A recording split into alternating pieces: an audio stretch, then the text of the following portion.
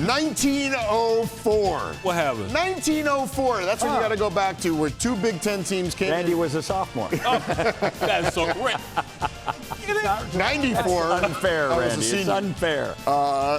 So, last time two teams came in 5-0, outscoring their opponents by 30 plus points. 1904, there was a Big Ten. It was probably a Big Three. 1904, Chicago hosted Northwestern. Okay. How about that? All right. Anyway, I wouldn't expect it to be so lopsided when these two get together on CBS, taking our studio on the road as well. No roof for us in potential elements as well. What is our initial take on this game? We'll get the picks in a bit, but what's our gut? It's a masterclass of football thus far. These two programs have exemplified they can play in any style. They can play in any environment.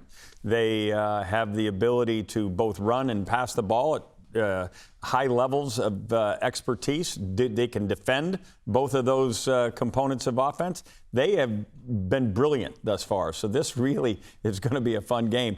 The question is, will the home field, because the signature win right now for Indiana is a road win at Iowa. Iowa is the 119th ranked offense. That was a one-score game. Here comes high-octane Oregon on the road.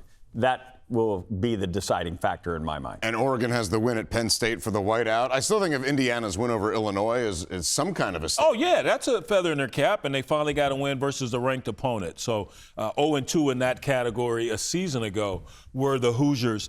You're right, the balance is amazing, and it's astounding when you look both of these teams up. And Oregon, 200-plus passing, 200-plus rushing. But Indiana is great in those departments in the defensive category, only giving up 188 passing. They get their guy Pons back at the cornerback position, who was All-American, All-Conference a season ago, so that's going to help. They only give up 88 yards on the ground.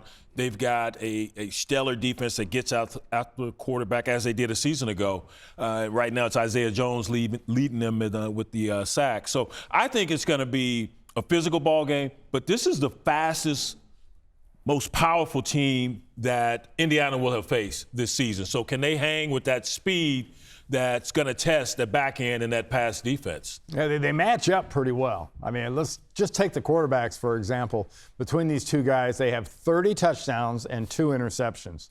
So you talk about the definition of something's got to give. One of them's going to have a bad day unless this thing ends up 42-41 in overtime or something like that, which for CBS's sake, I hope that's exactly how it ends up. But to me, the line of scrimmage is a little bit different. And you look at what Oregon's done and how they've been built. Dan Lanning has kind of taken that SEC model, whether your example is Alabama or Georgia or wherever. And that's kind of the kind of team that he has there at Oregon. I think the fairest fight in this game, to your point, Randy, is going to be Oregon's offensive line against the front seven of Indiana. That is a fair fight. It's going to be a heavyweight fight and will likely determine what the outcome of this game is going to be. Oregon is a pretty balanced offense. When you have people that come after you, you have to be able to respond, but it's going to be their defense, fellas, led by Tosh Lupoy, their defensive coordinator, that I think is going to be a factor here.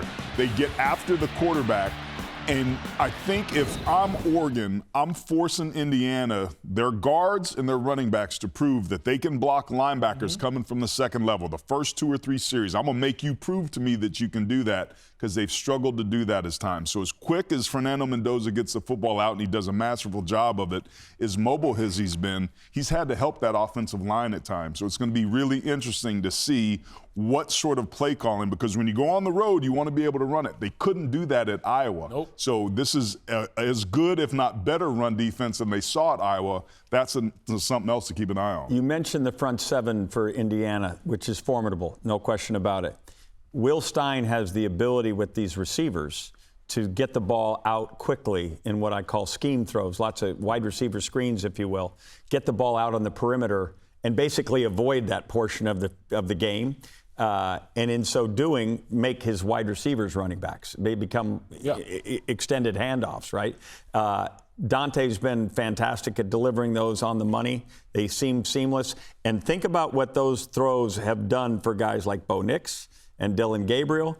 And when you miss a tackle out there, that's a 15, 20-yard gain with a ball that's in the air for a second. No protection issues. So it takes a little bit of the pressure off that offensive line because I think it will be a challenge. But if they have enough to go around, to me, what Cignetti's got to be able to do is can possess the ball. Time of possession for Indiana will be critical. Roman Hemby, leading running back for him, and you mentioned it, AT, last week versus Iowa, the first game, or 2 weeks ago, first game where they didn't rush for at least 300 yards.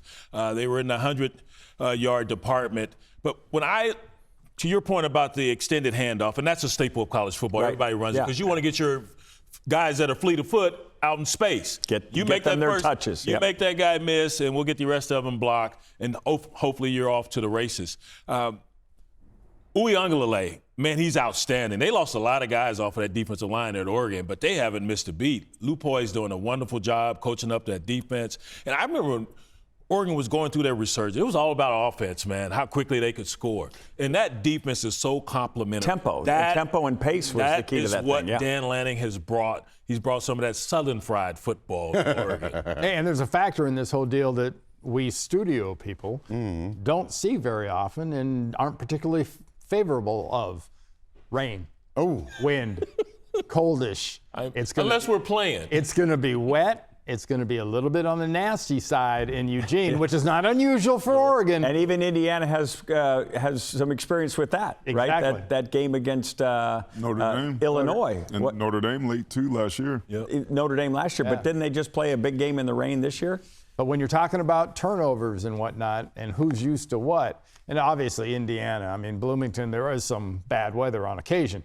But I think Oregon's got a bit of an advantage when it comes to dealing with their home weather and home field. They're great with turnovers since Dan Lanning's been there. They're great in the protection of the quarterback since Dan Lanning has been there. Those guys hardly ever get touched. Part of it is getting the ball out of your hand quickly, but they have great offensive linemen.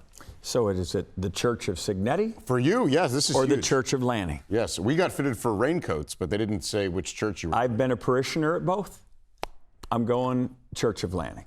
Going Oregon. Only because we're in Oregon. I really feel home field is going to be critical here. You've heard the booze before. And by the way, Indiana 0-46 all-time on the road against top 5 teams. Most losses without a win in college football history. But we could witness something change here. What do you think? And I think that's a story, really. I don't think it's going to happen. I think Oregon's going to win. But Indiana's going to come in here ready to play and believing that they can strongly win this game. Both of their safeties have 3 interceptions, so turnovers are going to have to be a factor.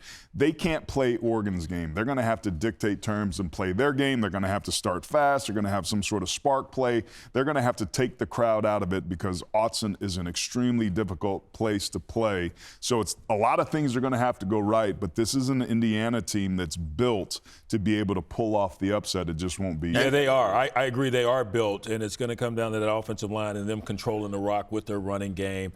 But I'm going to go with the Ducks at home. You're going with the Ducks. I felt Ducky coming out of you as well there, Randy. Okay, 4 O's. Oh, the music. Now.